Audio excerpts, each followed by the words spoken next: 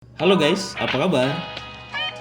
Dalam proses implementasi pembelajaran paradigma baru, pasti kita menemui banyak kendala atau masalah. Nah, ada banyak cara untuk menyelesaikannya. Salah satunya dengan membuat Focus Group Discussion atau FGD. Pada video berikut, kita akan mengenal teknik sederhana dalam Focus Group Discussion atau FGD. Ada beberapa tahapan yang akan kita bahas pada video berikut ini. Kita simak yuk video berikut ini. Baik, bismillahirrahmanirrahim. Assalamualaikum warahmatullahi wabarakatuh. Waalaikumsalam warahmatullahi wabarakatuh. Alhamdulillah, salatu wassalamu ala rasulillah ala nikmatillah la haula wa la quwata illa billah. Apa kabar Bapak Ibu, Ustaz Ustazah? Ya, masih semangat ya. Di forum ini kita akan mengeksplor, mengidentifikasi masalah-masalah yang Bapak Ibu Ustaz Ustazah temui di kelas, terutama terkait dengan implementasi kurikulum baru ya, pembelajaran. Sebelum itu marilah kita awali FGD ini dengan bersama-sama baca basmalah. Bismillahirrahmanirrahim. Baik, karena FGD ini sudah biasa kita lakukan ya, jadi saya kira teman-teman juga sudah menyiapkan atau mungkin ya semacam laporan kecil identifikasi masalah lebih awal di kelasnya masing-masing. Pada kesempatan FGD ini saya ingin mendengar ya satu mungkin atau dua guru untuk menyampaikan kendala atau tantangan yang dihadapi di kelas masing-masing ya. Nanti dari dua permasalahan itu mungkin kita akan fokuskan saja dulu untuk satu permasalahan. Di tahapan berikutnya kita akan bersama-sama mendiskusikan kira-kira apa solusi yang tepat dalam menyelesaikan masalah tersebut.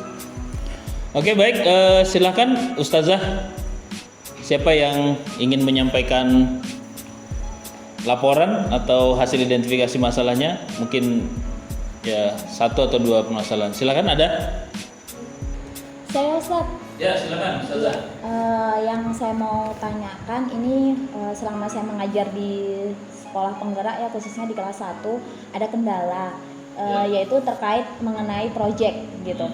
Jadi untuk project ini masih bingung karena memang masih awal, jadi masih bingung antara membagi alokasi waktu antara project yang kapan harus kita lakukan project sama kita melakukan pameran seperti itu yang pertama. Yang kedua itu mengenai rapot project. Karena ini sampai sekarang masih belum ini menerapkan bagaimana melakukan penilaian khususnya di project itu. Ya, terima kasih Ustazah Nunu ya tadi identifikasi masalahnya tentang project dan rapor project. Mungkin ada lagi Ustazah yang lain, silakan.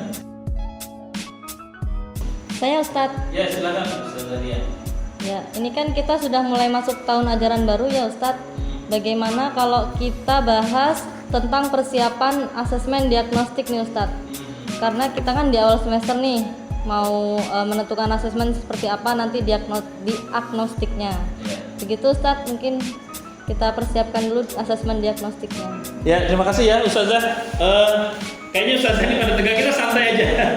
Silakan, ada jajannya, minumnya silakan disambil. Tapi tetap fokus. Terima kasih, tadi ada dua ya masalah tadi project ya, project dan asesmen diagnostik. Nah, mungkin seperti yang saya bilang di awal tadi, karena kita FGD secara rutin, mungkin per FGD itu kita fokus satu tema dulu ya. Nah, dari dua identifikasi masalah tadi, kita coba fokuskan asesmen diagnostik ya, karena memang kita akan memasuki tahun ajaran baru dan dalam paradigma baru pembelajaran menuntut guru ya, sekolah untuk melakukan asesmen di awal supaya mengetahui minat ya dan bakat peserta didik. Karena FGD ini ya namanya juga FGD ya, Focus Group Discussion. Jadi ya anggota grup diskusi ini aktif. Nah saya ingin teman-teman guru ya ustaz-ustaznya juga bisa secara aktif untuk memberikan solusi kira-kira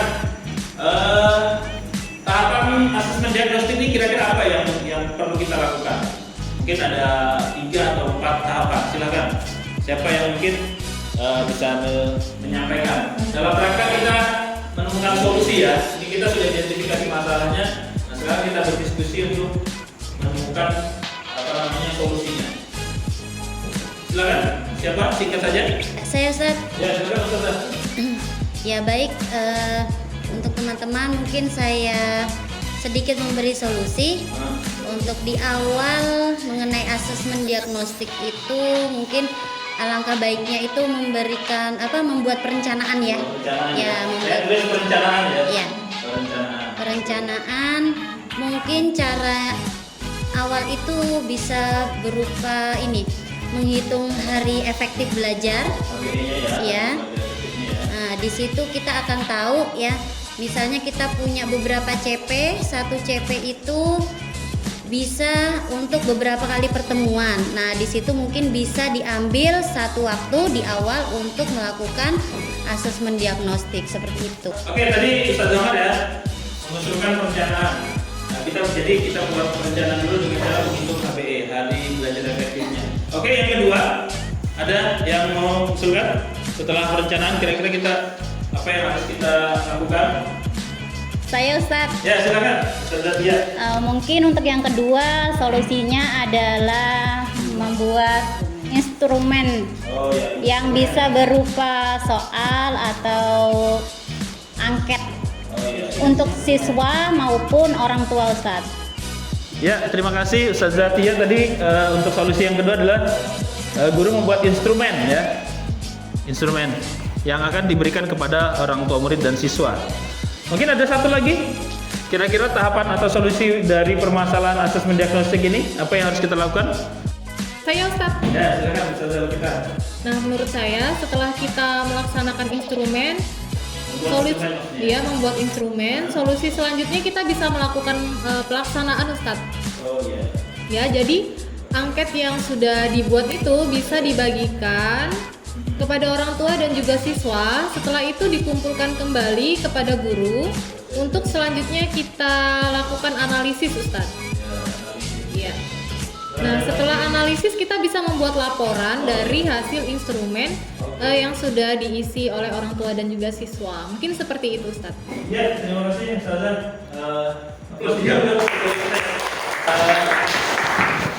Ya, ini teman-teman ini luar biasa ya, aktif sekali di diskusi kali ini, menunjukkan pengalamannya. Alhamdulillah dari permasalahan asesmen diagnostik ya untuk mengidentifikasi minat dan bakat siswa di awal tahun pembelajaran, kita sudah menemukan ada beberapa solusi, ada 3 solusi di sini ya. Ada kita membuat perencanaan dulu dengan menghitung HBE, hari belajar efektif, supaya tahu di waktu mana kita menetapkan ingin melakukan asesmen. Kemudian kita mempersiapkan atau membuat instrumennya, yang nanti instrumen ini akan dibagikan kepada orang tua murid dan siswa. Nah setelah dibagikan kepada orang tua murid dan siswa, diisi ya, kemudian dikembalikan ke guru, lalu guru tersebut melakukan analisis dan membuat laporan asesmen. Nah mudah-mudahan dengan munculnya hasil asesmen diagnostik ini berupa laporan ini bisa menjadi dasar atau bahan si guru yang bersangkutan dalam membuat perencanaan pembelajaran atau modul ajar. Nah, dengan mengakomodir semua potensi kecerdasan dan potensi minat bakat siswa kita.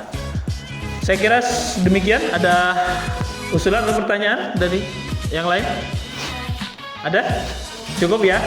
Oke, terima kasih. Aplaus sekali lagi buat kita semuanya. Kita akhiri FGD ini dengan membaca doa kifaratul majelis dan hamdalah. Subhanakallahumma wa bihamdika asyhadu an la ilaha illa anta astaghfiruka wa atubu ilaik. Walhamdulillahirabbil alamin. Terima kasih. Assalamualaikum warahmatullahi wabarakatuh. Tiga tahapan asesmen diagnostik. 1. Perencanaan, menghitung hari belajar efektif. 2. Membuat instrumen untuk orang tua murid dan siswa. Lalu yang ketiga, membuat analisis dan laporan. Terima kasih telah menonton video ini. Jangan lupa like, comment, and share, serta subscribe Assalam TV. Follow juga akun SDT Assalam Samarinda.